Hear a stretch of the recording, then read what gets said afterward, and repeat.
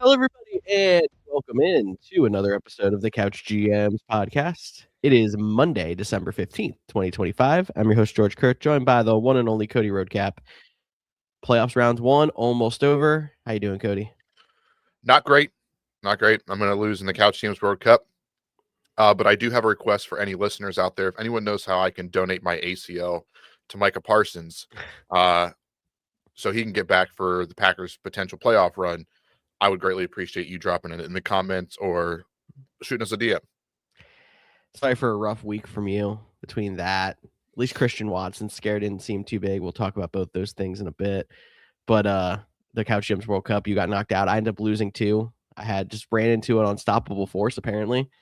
When someone puts up almost 150 points on you, there's not much you can do about it. But we're going to be okay. You still have a shot to get in with the wild card. I'm sure we'll update the fans on it later in the week on our Thursday show. But in the meantime, make sure you're following us at the Couch GMs, Facebook, X, Instagram, TikTok to get even more than you do from the show here. You can DM us with any fantasy questions or join us live Mondays and Thursdays at 6:30 East on Facebook, YouTube, and Twitch. If I gave Cody enough time to put on the rundown when he wanted to, he can hit the button and go say what's happening.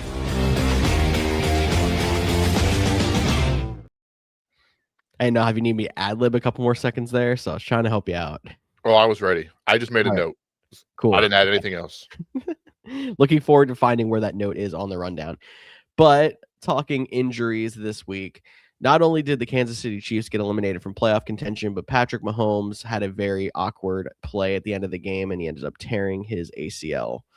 Never like to see it happen like this. As much as I'll admit I wanted the Chiefs to miss the playoffs. It's sad to see someone like of his stature now have the risk of missing the beginning of next season. Yeah. 9 months is essentially the bare minimum, and that puts you right at the start of the next season. So we'll have to wait and see on how that's all going to play out. If they're going to keep him on the PUP list, they're going to activate him, but then he'll still miss the first couple of weeks. It was just a rough day for injuries all around. A lot of stars going out, and you hate to see that this late in the season, not only because it affects this year and the next year, as we just mentioned, but tough blow for the end of the Chiefs era, as we know it, so to speak. There's the questions already looming about Travis Kelce's decision this offseason on what he's going to do. Their cap situation, they're going to have to start shedding some of those veterans. They tried to, keep their window open. It seems like one season too many, but we'll have to see how they bounce back. What happens with Andy Reid? Does Andy Reid want to go through a quote-unquote rebuild? I think they're going to call it a retool, but now that the quarterback might miss the beginning of next season and whatnot, we'll have to see how it all plays out there. It is interesting, though, the parallel that I'm sure you've seen and others have seen, that both Brady and him have won 3 Super Bowls and in their 9th season tore their ACL. So it's just sometimes those weird parallels line up, but it was definitely a tough blow to see one of the league's best quarterbacks go out with a brutal injury. I don't like to say I told you so all the time, but didn't that ACL injury also line up with near the beginning of his 10-year lull of not winning a Super Bowl? I just know they missed the playoffs both those years. So, I mean, I'm trying to think. I think that was like 2008, 2009, something like that. And that was probably right around the end of his early career run. So maybe we are looking at the mid-career lull of Patrick Mahomes, and he is following the GOAT trajectory. And just if we're going to keep throwing history, I believe this would be the first time, if I'm remembering the stat I saw, if you want to call it a stat, on the internet today, the first time since 1998 there will not be a playoffs with the AFC represented by Brady, Manning, or Mahomes. So one of those three has been in the playoffs since 98, and this will be the first year since that. How is Josh Allen going to screw this up? Josh Allen's going to win the whole thing. This is his year. He doesn't have to go to Kansas City to get over the hump. I think I lost George. You say that, but like, it's going to be some way that it's either going to be very difficult or he might not. Oh, I'm here. I heard you the whole time there. You got me now? Yeah, you lagged for a second. You're back. So, okay, my bad. I mean, you say that, but I feel like he's going to find a way to either make it really difficult or still find a way to screw it up. But not having Burrow in there, there's a chance he doesn't have Lamar, but I'll say Lamar looked the best that he had since the beginning of the season this week. There's a lot of young guys he's going to have to fight with, not like the Mahomes hump or anything like that. Yeah, there's a lot of young guys, and we're going to talk about some of those guys in our next segment. Yes, we are. In the meantime, I hate to throw it back at you, Cody, but Michael Parsons, defensive end for the Packers, tore his ACL. Big blow for a team that just seemed like they were starting to come into their own. We also had Christian Watson leave, and I believe Cody said actually go to the hospital because of a injury to his shoulder, but they did not find anything major with his shoulder injury. Give me a little insight, Cody. Yeah, so Mike is done for the year. Add him to the list of Packers injuries of season enders that have been brutal. Honestly, the second most important player, and some might even argue the most important player on their team this year. The good news is, like you mentioned, Christian Watson did go to the hospital. He left for scans. All his scans came back clean. He was able to travel home. And it sounds like he might have avoided major injury and has even an outside shot to play as early as this week. So that is good news for the Packers that they needed it. They just got really banged up. It was from a Packers fan's perspective, and obviously there's 31 other teams and people listening that do not care about the Packers, but third quarter, up 9 on the Denver Broncos, just forced a 3-and-out. Feeling like you're on top of the world. You go for the kill shot. Patrick Surtain makes an incredible interception, but he has to leap for it, causing them to fall awkwardly, leads to the shoulder injury for Watson. Watson goes out. They lost Zach Tom, their right tackle, which that's another injury for them, and allowed the Broncos defensive line to start eating like they've been all year. Then Micah Parsons, it just felt like at that moment before the interception, it was like on top of the world. This team's on a 4-game winning streak and beating one of the best teams. All these players go out. Are we even going to make the playoffs? The roller coaster of emotions for Green Bay fans on Sunday was not a fun time. And I think we're going to talk deeper about the NFC and the playoff picture in our next segment too, but they got a little help by the Lions losing a game, but the NFC is very wide open and very interesting. So it's not like that knocked them out, but I feel that wave of emotion from you, as I'm sure if I had texted you right before the game, you were pumped. And then afterwards, I could just tell it was just like a shell of yourself. I felt so bad. Yeah. I had no interest in watching Sunday Night Football. I didn't really care about anything today. Like the only thing I can think, like it felt like 2018 when it was week 1, we were playing the Bears and Rodgers goes down and you see him leave on the cart and you're just like, man, I'm so excited for this season. And he left. In that case, he was able to come back and beat the Bears coming back from Mike is not coming back this time. And I know even with that, the Packers are still favorites to beat Chicago this coming week, which is a big game in Chicago. Not really sure why they're still the favorites, but that's a different conversation for a different day.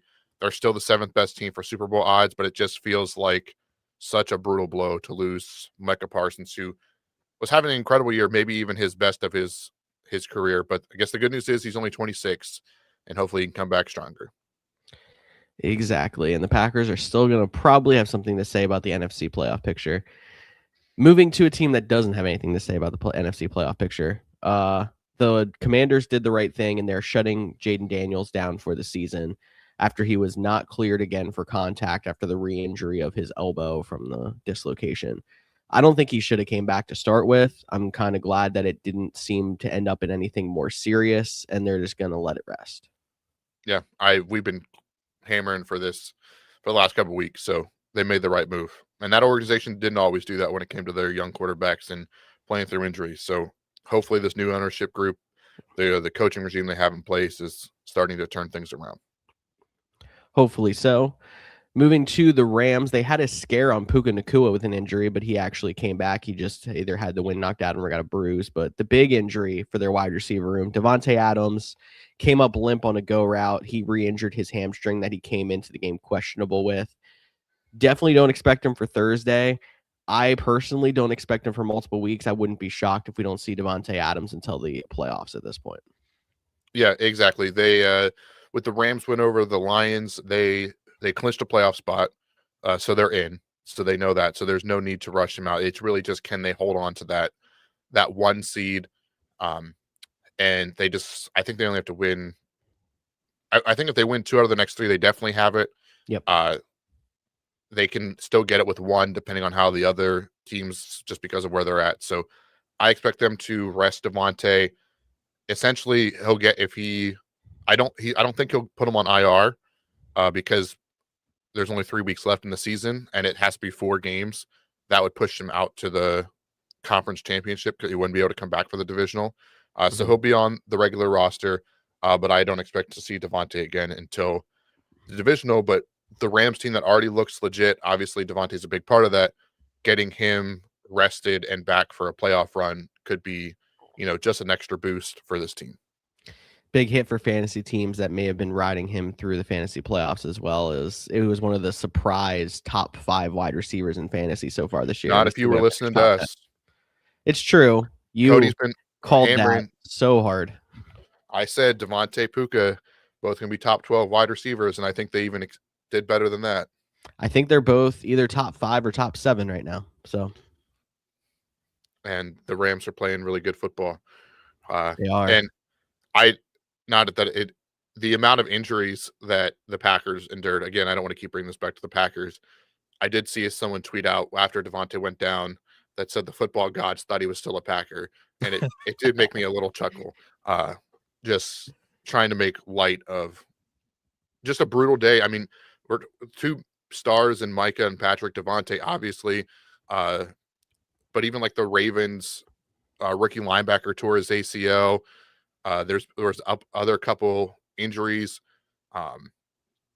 Some guy like Grenard for the Vikings, they got eliminated before their game on Sunday, but he's now going to have season-ending shoulder surgery. So just a bunch of guys banged up and going to be out the next couple weeks or the rest of the season. Yeah. Sorry, I was distracted by the comment that got dropped in on Twitch that made me chuckle a little bit, and I'll let you read that one. All right.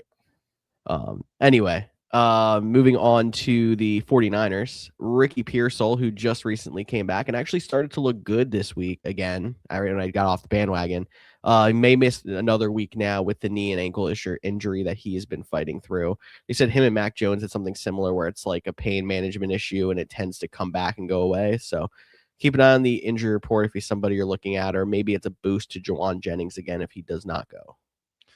Yeah, it's also worth that they officially put, oh man, voice cracks, losing my voice, everything here. Ayuk on the officially did not report, left the team list. His time is done here. But you mentioned this comment on Twitch that we can't see. Well, let's throw it on the screen here. I have a couple more thoughts. I don't want to turn this into a Packers podcast, but welcome, J Cup 4 Packers fan, one of the best out there. You say our season is done. We can't stop anything now without Micah and Evan Williams. We're talking about Evan Williams, the safety who is banged up. And please get Corey Valentine out of town. He can't cover anyone. A couple things here. And I did like that you added another first-round exit in the playoffs. It does feel like they've won enough games that they should be able to make the playoffs, but they have to win at least 1, if not 2, to get in there. That tie could come back to haunt us, and we might not even make the playoffs. But let's talk about this Packers team real quick. And I'm not going to be here and be like, oh, this team's better without Micah, because they're absolutely not. The only thing I'm going to say, and this is what's helping me feel a little bit better, maybe it'll help you, is when Micah went down last in the game, you could feel the whole air left out of the team. Evan Williams was gone. Zach Tom was gone. Everybody was gone. But in the fourth quarter, the offense couldn't do anything, but on back-to-back drives, the Packers defense came up with 4th down stops to give their offense a chance. We weren't able to capitalize. And I'm not, like I said, this team is not better today than it was 2 days ago or even yesterday at halftime. With that said, it's still a very good team. They have better Super Bowl odds now than they did to begin the season, even after the Micah Parsons season. Don't give up quite yet. It feels doom and gloom. Let's see how we do against Chicago this Saturday. NFC is absolutely wide open. And speaking of Chicago, the thing I did add here on the list was I wanted to throw out Rome Odunze, who we thought he was going to be back. He was on the active list and then was ruled out before the kickoff after a setback to his foot injury, assuming during the last second pregame warmups and whatnot. But one of those fantasy guys that are really strong start to the season, injuries, uncatchable balls, whatnot. Him, Emeka Egbuka look like guys who are going to carry you to a fantasy playoffs in the last couple of weeks. Have just really struggled. Adunze injury played a factor into it, and Ben Johnson said today that everything is on the table, potentially shutting him down for a couple of weeks because he has a stress fracture, which really the only thing to do is to rest that thing. So, not that Adunze was doing much for you in fantasy, but if you were hoping that he might rekindle that once he got healthy, it doesn't sound like he is going to be back anytime for the fantasy playoffs. DJ Moore's been kind of proving me wrong though, and starting to hit a stride. I believe he got 2 touchdowns, so that might be something to save some people's season. If I would have played DJ Moore instead of George Pickens, I'd still be in the World Cup. But who would have done that? If you would have played DJ Moore instead of George Pickens, I would have called you crazy on Thursday. So, yeah. Bam Knight, yes, he was carted off with an ankle injury. It was suspected potentially even a break. It was not. It's just considered a bad sprain, but he's expected to miss time. We're going to talk about waiver wire later, but that opens the door for Michael Carter as RB4 for the Cardinals on the season. Yeah. YOLO. I'm not. That team's lost by 20 points again. Like, they just can't do anything right now. Bam's been fine as a flex because he's been scoring touchdowns. It's kind of where I've looked at it as. Yeah, the Cardinals, like Brissett, they get down enough that they're slinging it. So you're getting those points. Trey McBride still going to be tight end 1 on the season. Also said that. Obviously, Brock Bowers' injury played a factor into that. But Brock Bowers and that Raiders offense has been awful. I believe I saw they were the first team to be shut out twice in the same season since like the 0-16 Browns. So shout out Raiders on that accomplishment. Impressive. Kenny Two Gloves looked like he did not have a good time. I don't think anybody in Las Vegas was having a good time. They're playing like they just lost on the slots, but that's a different. I'm sorry. The last note of injury news, though, Bashal Tutin of the Jacksonville Jaguars, which if you were playing against Travis Etienne, you saw that there was no Bashal Tutin because he had to get hand surgery and he'll be out for a few weeks. But that Jags team is, starting to play really good football as of late. Trevor Lawrence has looked the best he's ever had. They're starting to hit a stride, and we'll see if they can hold off the Texans to keep the AFC South in there. But Jags, sneaky team right now. They are, and I really wish I had more shares of Travis Etienne and called the Etienne resurgence a little bit harder. But man, he's going to be someone who's a potential league winner now down the stretch, especially not having to split as much. Yeah, he had a really both in the passing game and the run game. Obviously, it was a plus matchup this week, but I think he'll be satisfying he'll at least be a solid play like he has been all season long. Before we get into our next segment, Jacob had a couple more questions, and he threw a bunch of comments in here. I'm just going to throw the one. We've seen them all because they're all about the same thing. But we mentioned Adunze. I mentioned Egbuka. He hasn't played Egbuka the last 2 weeks. He's been on his bench. He had the bye this week. What are your thoughts about putting Egbuka back in your lineup in week 15? I know this is more of a Thursday show question, but since you asked it. No, that's good. I'm just trying to look up some numbers really quick because it felt to me like Egbuka did take a step forward, but I was a lot more focused on, and I know they were a lot more focused on, Mike Evans was just fed with targets. Mm-hmm. And that makes me a little concerned again when you're coming to, we never had the issue this season of the full cabinet of receivers and, how many weapons they have there. And that's why we were worried about a lot of those guys in Tampa Bay. And then everyone was hurt at some point. We always had like, oh, this guy's good and he's actually the one playing. Now we're finally at the point where all 3 of the receivers, 4, I guess, because McMillan's getting involved, and Bucky are on the field at the same time. And that concerns me with wanting to put Egbuka back in now, when if you're this far, I would probably stick with what got you here. And it probably doesn't have to be Egbuka. Yeah, I'm kind of leaning with you too. If the receivers you have been good, they didn't even win the game, but they were playing the Atlanta Falcons, and we know how rough their defense and they can give up points there. Like you mentioned, Mike Evans got peppered with targets in his game back. I expect that to continue. So you're basically saying which guy between Abuka, McMillan, Godwin is going to be the secondary target. And if you want to throw Bucky Irving in there as well, and it almost feels like you're chasing a touchdown. And some of those you have to do for your flex plays anyways, but it sounds like you have a guy out there now. Like if you're between him and like a Parker Washington or a Michael Pittman, now that Phillip Rivers is there, like okay, in those situations, and depending on your team, I'd probably go back to Abuka. But if you're, why am I blanking on? But like if you had someone later in the rounds that have been going strong, or maybe you had Christian Watson, playing really well the last couple weeks, but now you might not have him. You have to go back to Abuka. So really depends on the team, but I don't think he's a guy that we're going to be forcing back into the lineups, even though he still has a top 12 number on that little circle above his head, at least until this week's final scores are in. Yeah, so Evans 12 targets. I think if you have Evans, throw him right back in. Like I think the Bucks are not shy about we're going to get him a ton of targets. Abuka 7, Godwin 5. Godwin got the touchdown also. Like I think we're going to be in the case of like if the Bucks have a good game, a lot of guys are going to eat. If they don't have a good game, it's going to be Mike Evans. So you're kind of at that risk of how much is Baker going to eat that given day. Completely agree. Are you ready to do reality check? Let's do it.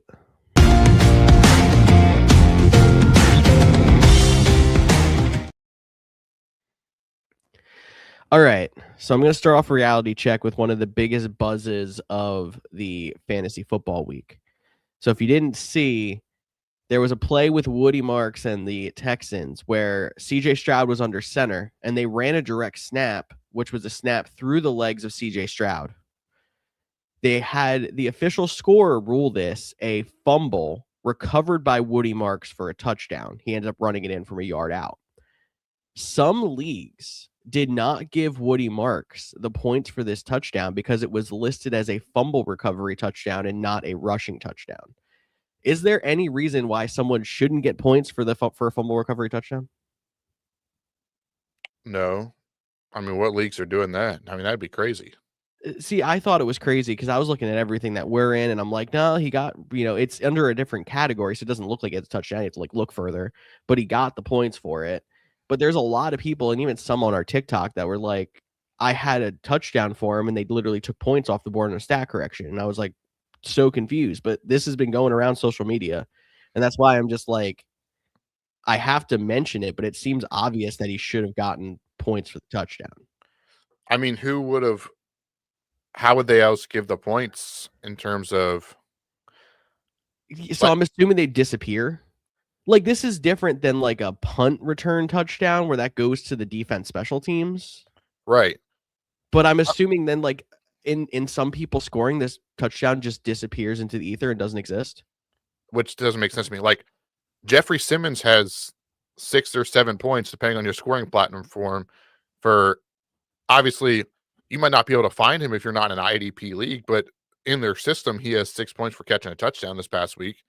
So, like, where do those 6 points go? Like, normally you can always account them to someone, quarterback running the ball, a defense or special teams. If you're in IDP, you get the defensive player gets them. Heck, Brandon Aubrey got rushing yards this week because he ran a fake field goal for a first down.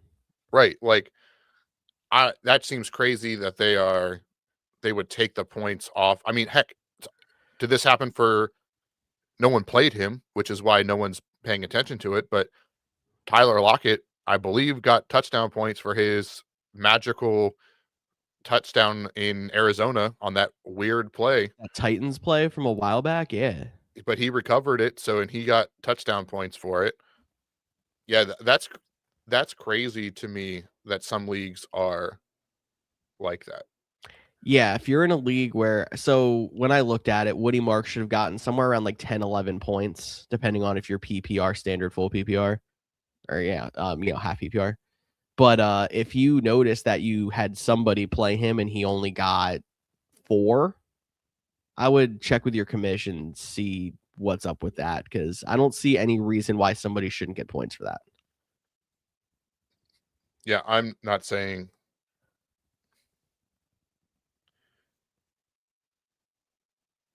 Yeah, I see him having in the database that we use for which anyone can access. It's just Google it, fantasy database. It's not that hard. He's looking at 10.8 points. But they still credit him in the rushing touchdown category. So But even yet, like it doesn't matter too much, at least for fantasy, like how they categorize it, if it's considered fumble recovery touchdown or rushing touchdown, but the points should still count the same. yeah. And speaking of Woody Marks, he did leave the game after that play early in the second quarter. Mhm. They did say that they thought he could re-enter the game on Sunday, but they were blowing out the Cardinals, so they kept him sidelined. Precautionary. Definitely hurt my team, but it is what it is. I mean, I played him in the World Cup. I'll tell you how many points I got right now. This is on the fly. But speaking of, things you see online, I wasn't going to bring this up, but while I'm sidetracked, I am. I saw he had 10 points in our World Cup as well. So There you go. we got it right. I can't remember the podcast group that I saw this on. It was they were talking about their league, and obviously this was before the playoffs started. So this is a week old, but sometimes reels pop up a little bit late. And I saw it, and I wish I could remember the name to give them credit for it. But the guy was talking about how in his league, there's 12 teams, and they do a 7 teams make the playoff. So one bye, and then the other play. I didn't figure out how the whole format worked, but that's what he said. But because this year's been so crazy, they had 5 people tied with the best record for the bye. Wow. Okay, it gets better. He said after all, and ever since the league started, it was head to head was the tiebreaker. Mm-hmm. Okay, and he had gotten the bye. He said a couple days later, the league gets an email from the commissioner that said, after consideration, moving forward from now and moving forward, the head to head or the tiebreaker will be points for because of the chaos, and literally took the guy out of the bye and gave it to the person with the most because there were so many essentially. And I was like, bro, what? How? So if you're in a league like that, that's even more crazy than not getting points for Woody Marks. Yeah, that is way more crazy game push. Now, you and I actually have a pretty good data point for this because our league of record used head to head for the longest time. We switched over to points for, I want to say it was 2 seasons ago. Which is dumb. And honestly, I thought it would be so much easier. I kind of missed the chaos of the 4-way tie head to head against all 4 teams kind of thing. It's just something about it feels more right to the game, and it makes every matchup more interesting because it's like that game you played against the 7 seed as a 6 seed really did make a difference, as opposed to like, oh, you could have lost that and then you ended up tying because you scored 200 in another week. I mean, look at this year in our league of record. It didn't fall that way, but basically me and you played for the 6-7 game, no pun intended there. But because you had the points lead, like I had to win by like 40. It wasn't just head to head. Like, and so basically like I had a theoretical shot, but didn't feel like a legit shot. Where you do head to head, you just have to win the game. And honestly, I think head to head's the way to go. I know people think points for actually get you the best team and so on and so on. But if you're going to have a points for league, just if you're 10 or 12, don't even play matchups. Just have the highest scorers get a win, lower scorers. Because what's the point of a matchup at that point? That's true. And I mean, there's leagues like that, and I like to experiment with something like that at some point too. But no, it doesn't make sense. It doesn't feel quite like the game should, I think, now that I've like played in it more. It's different for the World Cup because we're trying to measure 3-year success. Right. And you don't play everybody. That's the other thing. Like Yeah. you play everybody in your league every year. Some people you play twice. So Yeah, exactly. So we'll have more league settings talk in the off season, end of the year. I'm sure we'll come up with some good stuff. We'll bring Kempy on with us. He likes finding crazy settings, and we'll have a good time. He'll be with me Thursday too for scheduling note for anyone out there that's interested. And I won't be here, so you don't have to listen to the Packers fan pout about Micah Parsons. All right. I'm going to talk a little bit of playoff field here. Is this one of the wildest potential NFL playoff fields you can remember now that we're looking at no Burrow, no Mahomes? So when I saw this question, I didn't know how we were taking this. Like, if you're just talking about like the quarterbacks that you expect to be there, and you Teams too, I guess. like no Chiefs, no Bengals, no Cowboys, Potentially no Lions. potentially no Lions, potentially no Ravens. The 49ers are back without Bosa and Fred Warner. Chris McCaffrey stayed out. So like from that perspective, yeah, it's crazy, but it just goes to show on how much change. I mean, I think it's still the old adage that like 6 teams every year make the playoffs that didn't make it the year before. Yep. And when we do our predictions, we never take that into account because like, oh, no way this team's going to fall off this hard. And we see it every year. So I don't know from that perspective, I would say the wildest.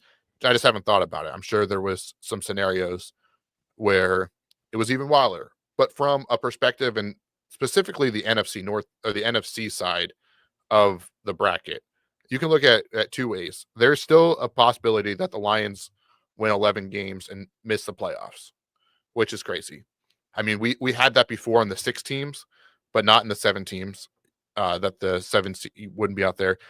And you pair that with the NFC South winner, the 2 teams that are tied for the lead both lost this weekend to the worst teams in their division, with the Bucs losing to the Falcons and the Saints now in back-to-back weeks beating the Buccaneers and the Panthers. It just from like the cream of the crop on one side, and then these 2 teams, it's almost like feels like 2 completely different races of like one of those 2 teams are going to get in, and then 2 of these 3 teams are going to get in. These 3 teams are all better. These 2 teams, they're just playing for the participation trophy that are going to get them. For your college football fans out there, it feels like, oh, that's the 5th of the Power 5 highest ranked team that's going to get the 12th seed. And then this is Notre Dame, Miami over here trying to figure that out. It's very true. It feels exactly like that. And it also feels like, I mean, Tampa Bay's been here before and even won a playoff game recently. Carolina is a young team on the way up, but it's like I don't see them holding off whoever the 5 seed ends up being. And there's still plenty of options. It could end up being anyone from the Rams all the way down to the Packers, the Seahawks, the 49ers, like, but I just don't see them being able to hold off whoever's in that spot. So it does feel almost like a participation trophy. And this is going to be at some point coming up another argument of we need to reward home playoff games by record, not by winning division. You know, it's going to come up again. Yeah. I thought it was going to make some headway this past year. And I get it. Like, winning your division should get you in, but I don't know if it should guarantee you a home playoff game. Like using this formula to figure out who gets in and then you almost reseed. No, I would just do what the NBA does. You get in by winning your conference, but then you could have 3 teams from the same conference have the 3 best records on one side, and there are teams 1, 2, and 3. Do it the same way. So that's exactly what I just said. You get in by this format, and then after that, you just take those 7 teams and reseed them by record. Yes. Yeah. Got it. Yep. We were saying the same thing in different ways. For what it's worth, though, right now, the New York Times playoff predictor, for, like I said, take it for what it's worth, currently has the Buccaneers getting in at 9-8 and the Panthers being out at 8-9. They have a head-to-head yet too, so that's going to be, I think, I think they play twice. I believe that 3 weeks. It's like the Eagles and the Commanders. Yeah. Yeah, it's Bucks Panthers, Bucks Dolphins, Bucks Panthers. That's going to be interesting. That's going to be because that game in the middle is probably going to mean nothing regardless, because it depends on tiebreakers fall. Yeah, I'm not 100% sure, and I'm not going to sit here and run through all the permutations because we don't have time for that. Well, again, I'm going to jump us here to the next question. I moved it actually up because it makes more sense with how we're talking here. We're talking about what team there is going to get in, what teams are going to get into the NFC side of the playoffs. let's go a step further. Who do you think at this point wins the NFC? Because it's very hard to see a team breaking away from the bunch right now. So for me, uh, it's a very tough situation to figure out because I want to say the Rams. I think they're one of the most complete teams, but we talked about the Devontae thing. When are they going to get back? How are they going to shake out? I think home field advantage means a lot, especially like Philly's currently, the 3 seed, but they still have a chance at the 2 seed. Heck, they might even still have a chance at the 1 seed, depending on how the Rams fall off They or would how they need finish. a lot of help, but yes. Yeah. But like going to the Link in the cold, going to Chicago in the cold, going to the Seattle Seahawks if they can pass the Rams to the 12th man, Green Bay, Lambeau Field, right? Like those all seem like home field is so important. The one team that doesn't feel like home field is important is the Rams because it doesn't always feel like a home game for them, but I think staying in California will definitely help them. But then I look at their division, like with 2 of their teams in, Seattle playing good, although they almost lost to Grandpa Phillip Rivers. The 49ers always play McVay tough.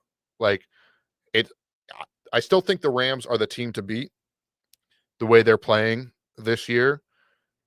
But yeah, this is really going to come down to like how does the schedule break down, right? Do you get a 7-2 upset in round 1 that makes an easy path for every game is hard to win, but a 7-2 upset and then the team that you thought could beat the Rams, isn't there anymore, like what you projected the championship game to be. I mean, look at last year.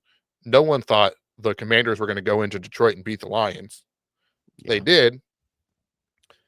And then it was like, well, maybe they have a chance because it's the 3rd time playing them. And then it didn't look very pretty in the NFC Championship game for the Eagles. Again, no apologizing for winning from Eagles fans. You got to win who the schedule is dealt. We've talked about that all year long. But this NFC is tough. And I'm still not ruling out the Lions as for making the playoffs. Like that week 18 matchup against the Bears will be a must-watch game as long as there's still playoff hopes on the line. Like if the Packers and Bears, take care of business and essentially box out the Lions, then that game won't mean much. It'll just be like if they win, the Packers win the NFC North. If they lose, the Bears win it. Like there's that situation. Hopefully it's not, as long as that means the Packers clinch and the Bears could lose the spot. But that's a different conversation for a different day.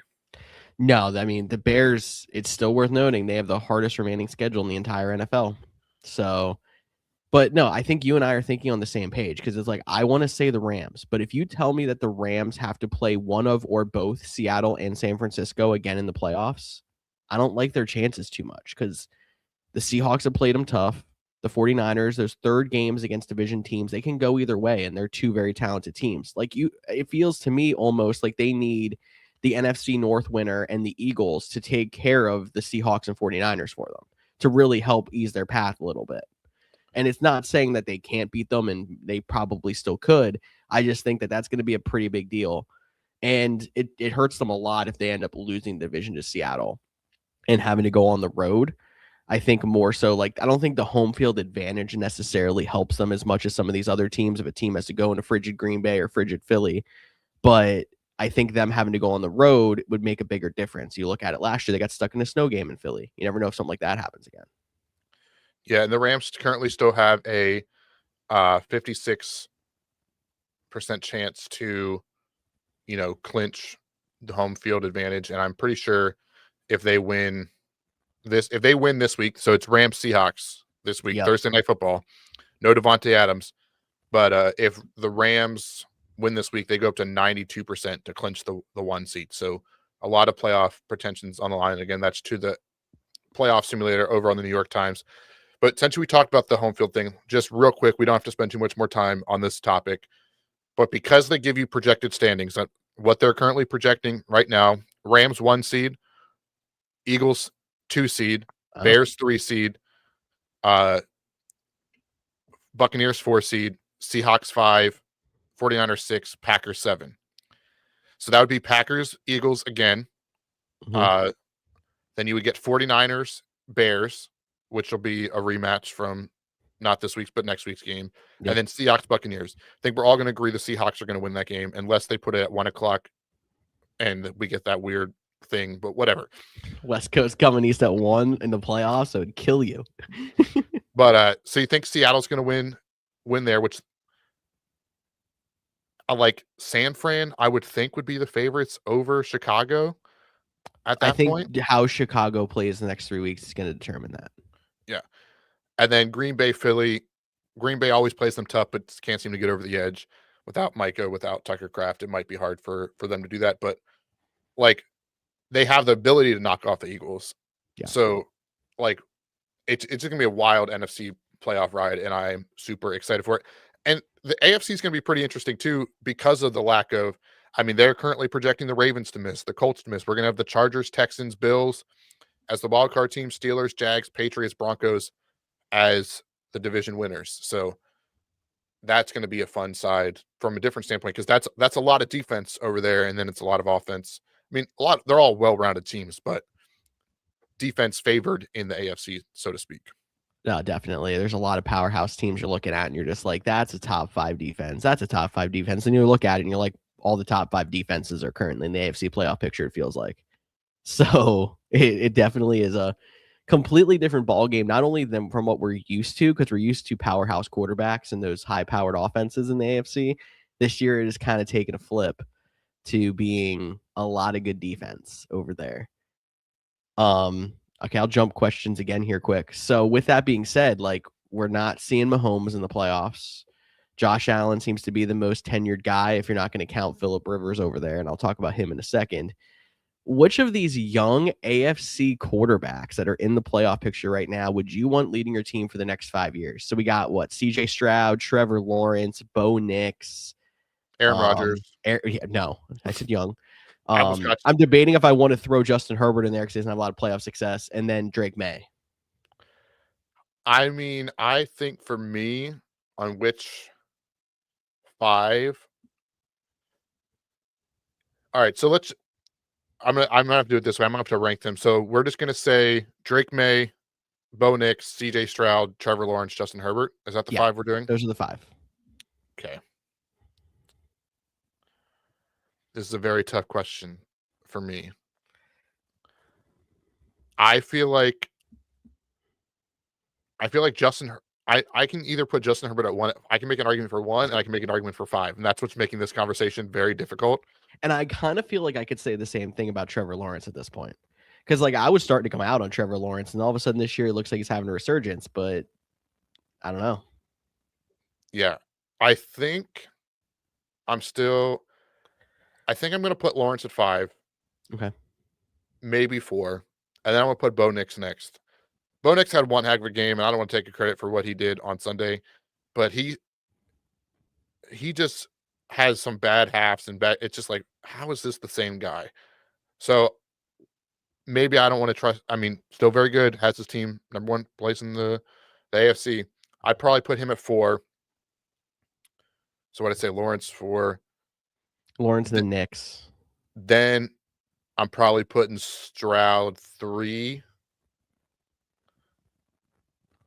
And I'll put Herbert 2, Drake May 1.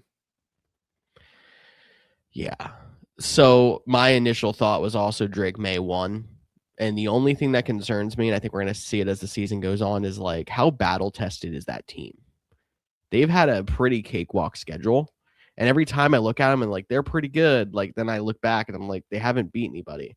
But it was encouraging seeing them be as, competitive as they were against Buffalo. They probably should have won that game and blew a really bad 21-point lead. But I was going to say they did beat them earlier in the year and then blew a 21-point lead. So I definitely get your question there. And I was not looking at it as like which has the best team. Like I was trying to think quarterback in a vacuum to lead the team. That's the other thing that's tough to do in these situations. I think I'm going Trevor Lawrence 5 as well.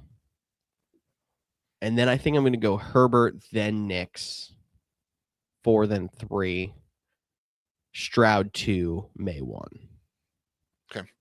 I think for me, the Herbert, Stroud, And Knicks. so I like if I tiered them off, I would put Herbert and May in its own category, Stroud in its like own category, and then Knicks and Trevor Lawrence in their own category. The only thing that concerns me with Herbert is he has always come up small in big games. If you could give me regular season Justin Herbert for sure in the playoffs, I feel like he'd be way higher on my list. I just worry about what I've seen in the postseason, the little bit I've seen him. I'm also very much a like intangibles, which always doesn't make the best quarterback, but like give me a strong arm, give me, an elite arm, which Justin Herbert has, and that's always going to give an edge for me in my book. That makes sense. Taking intangibles, yeah, I understand that for sure. I have one more question on reality check, but let's throw a fan question from my boy Kempy up here. Who should I be targeting on the waiver wire if I hypothetically lost Patrick Mahomes? Well, if you hypothetically lost him, I mean, I think CJ Stroud is up there. Look, you're in that night, but we're talking quarterback, so you're in that week, you're the streaming category as well too. So it might not be Stroud versus Vegas this week. Yeah, so I like Stroud a lot. Brissett versus Atlanta. Yep. I like him. Like I'm not playing Trevor Lawrence this week against Denver. Yeah, those would probably be the top two guys I'm looking at here. I'm not, even though it's Tennessee, I'm not rolling out the gunslinger and Gardner Minshew. No. Yeah, I think Stroud and Brissett are my top two off the streaming category. And then obviously I would say take a look if there's any guys who are more widely owned that are still out there, like a Brock Purdy, for example. He's been snatched up a lot of places, but he's up there definitely on that chart. What are your thoughts? And this is, again, more of a streaming, but this can lean into waivers. A Tyler Show versus the New York Jets. I still personally can't get myself to do it, but I think you have a way to convince me because, like, I was convinced enough to pick up the Saints defense.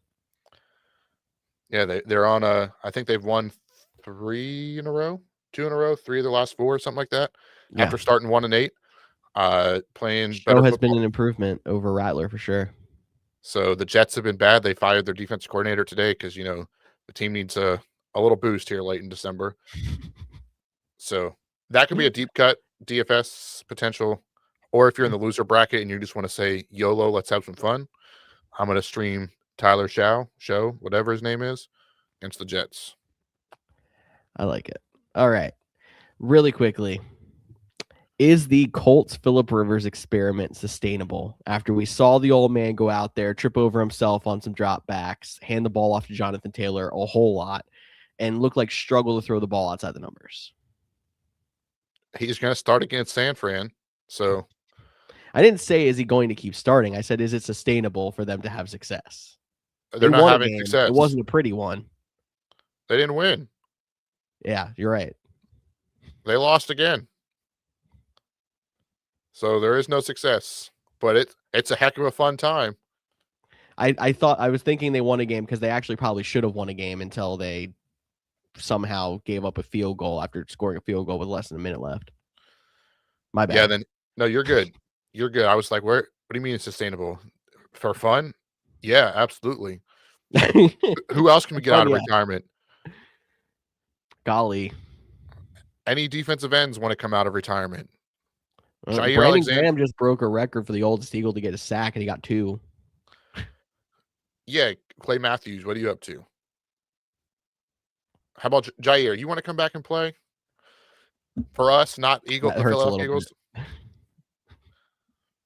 I did see after Micah Parsons went down, wasn't directly after, but it was a little bit later. Zadarius Smith threw out the eye emoji like he was about to make a comeback, and I was like, bro, this is not the time. Can we stop having people who retired for the Eagles be like, hey, go back to Green Bay? Which it was actually because of how he left. There was a lot of Packers fans like, nope, you're not welcome back. I'll take my uncle. Like, But all right, let's jump into the waiver wire before we get out of here. you don't want to keep talking about random retirees. Maybe Jerry Rice. What are you up to? San Fran needs a pass catcher.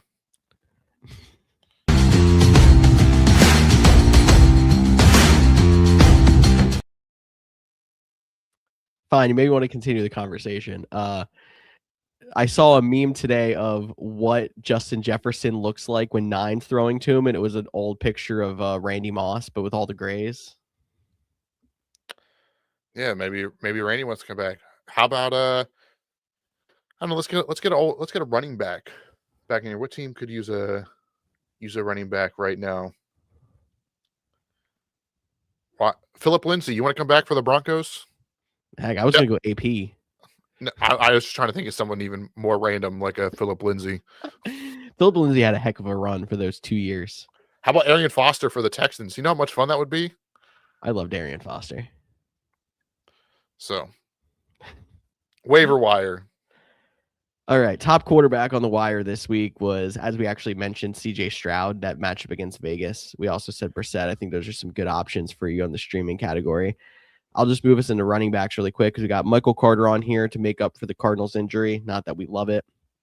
Blake Corum still getting a decent amount of work with the Rams. Bill is back, Bill Krosky-Merritt, who ended up leading the Commanders running back charge because Chris Rodriguez was out. And then Jawar Jordan for if there ends up being no Nick Chubb and Woody Marks, but it seems like Woody Marks is going to be good to go from how we all heard post-game. Yeah, just pick up Blake Corum.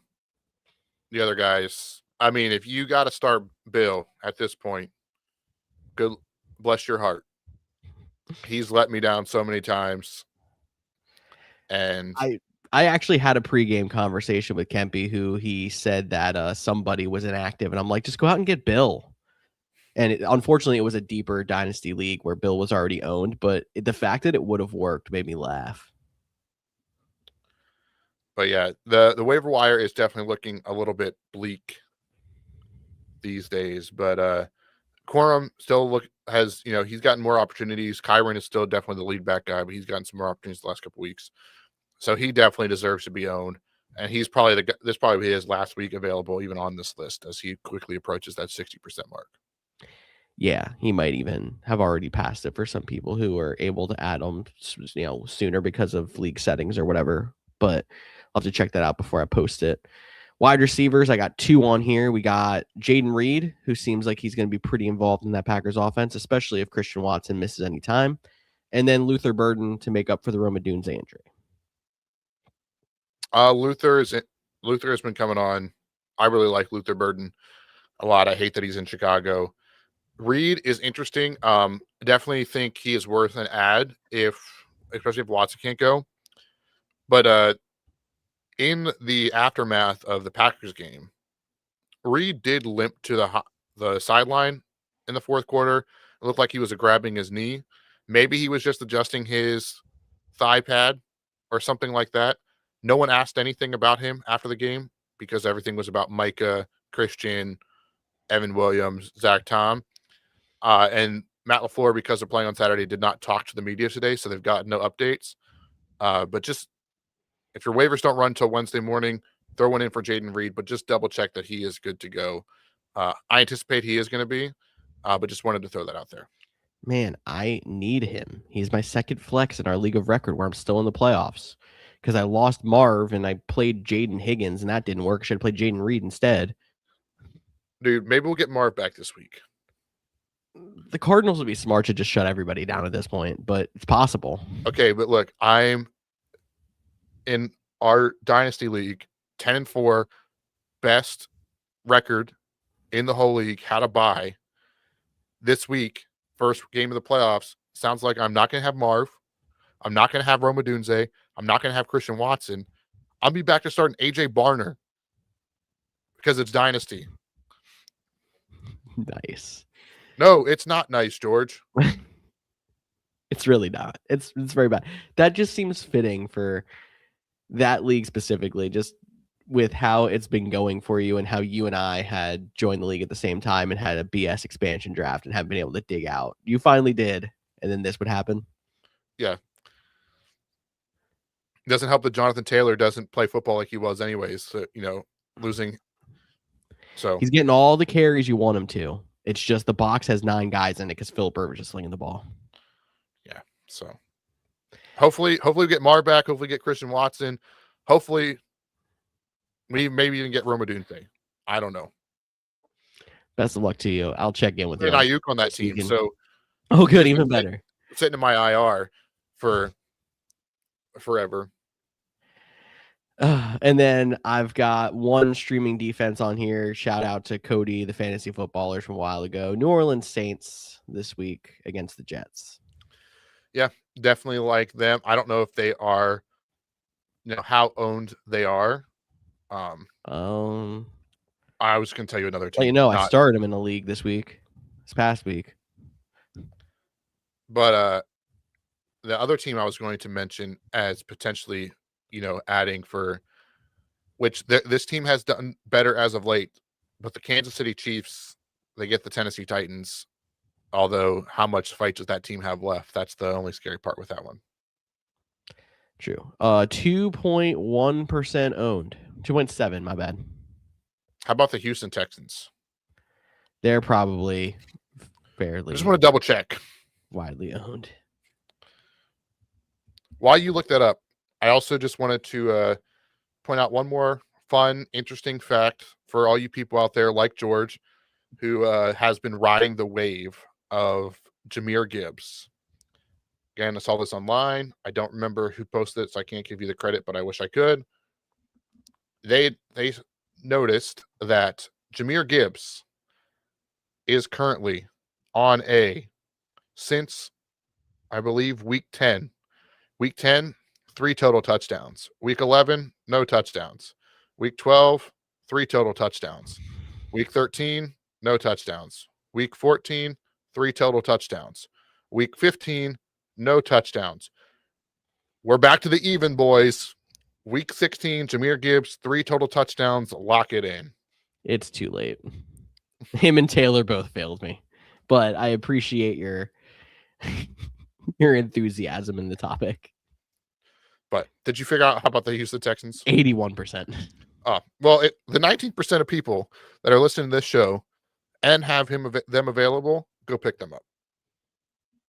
I would bet 15% of those are the leagues that thought they were mock drafting, created a league week 1, haven't checked it since, and they just didn't get drafted. So, probably. Yeah, exactly. But Monday night preview? Do I got a bumper for that? No, you don't. Oh, thank God. Dolphins 2026, I'll have one. Yeah, you will. There we go. We're talking optimism here as we get towards the end of the season. Dolphins at Steelers. Dolphins 3-point underdogs, 42.5 over under. Anything you need to get through some fantasy matchups and get into the next round? I need Jalen Waddle to outscore Jalen Warren, Kenny Gainwell. Talk about your wife's matchup, so I still have a chance. You need Jalen Waddle to outscore Kenny Gainwell by 8. Okay, that's what I need. I'm locked in mine unless I have 2 defenders both score touchdowns. But just a fact out there for all the fans listening, I had 2 of my 5 leagues in the playoffs that I had Kyle Pitts. I lost 2 games. It was both the leagues where I started Kyle Pitts. Wow. I had Kyle Pitts in a bye week consolation bracket. Shout out to George scoring almost 200 points in his bye week. 207. 207 bye week consolation. Yep. League record by a solid 20 points as a 9 seed in the consolation bracket. Well done, my friend. Well done. Yeah. I was trying to look at inactives to see if we have any big names for this one. Obviously, TJ Watt. I don't think we mentioned him. Have the surgery, or not the surgery. Maybe he had to get surgery for it. Collapsed lung. So he's going to miss some time, which could be big. And then from the Dolphins side, no other big names for either of those 2 teams. I really don't know how to feel about this game. I don't know if it's going to be a 7 3 snooze fest, or if it ends up being a shootout or whatnot. They're in Pittsburgh. Tua's not very good in the cold. I kind of like Pittsburgh in this one. I'm probably just drinking the tea of the Dolphins win streak, but I feel like they could surprise Pittsburgh a little bit in this one. I'm still not convinced that Pittsburgh is a super strong team, but this game really should favor them. If Aaron Rodgers is wearing his turtleneck, I'm taking Aaron Rodgers. All right. We'll see. I'll turn on the game on the side here while you hit your bumper, and we'll see if we can find it. What bumper? To get us out of here. Oh, sorry. I got distracted. I was like, what? Wait, I thought we just did the last segment. What do you mean I have to hit a bumper? That was my cue to play the outro music. So it'll come in 3, 2, and 1. It's fading in. That means the show is wrapping up. I'm back on track. This has been another episode of the Couch GMs podcast. Thanks for checking us out. Hopefully you joined us live on Facebook, Twitch, or YouTube, which we are there Mondays and Thursdays at 6:30 p.m. Eastern. Hit us up with any questions you got on social media at the Couch. Let me try that again. At the Couch GMs, all your favorite social media platforms. We'll be back on Thursday. Well, at least George will, with our good friend Kempy filling in for me. So best of luck in week 16. And we'll talk to you all next week.